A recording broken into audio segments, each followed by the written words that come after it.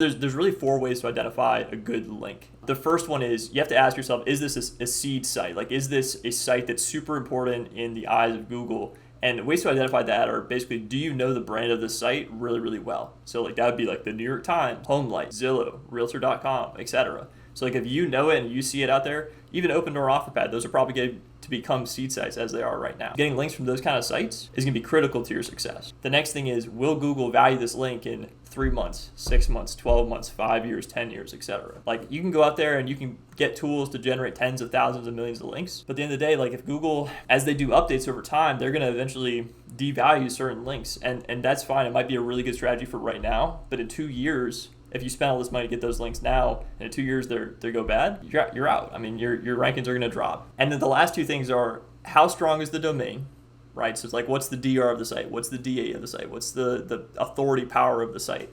There's a lot of tools out there like Ahrefs and SEMrush and things like that to help you figure that kind of stuff out.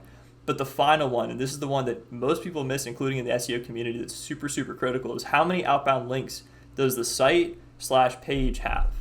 You can go out there and buy a link on today, like called resident style, right? But I don't suggest you do that, because resident style, even though it's a really strong domain, it's got millions and millions of outbound links compared to getting a link from a site that only has maybe a couple hundred or a couple thousand outbound links. Which site is going to provide you more value?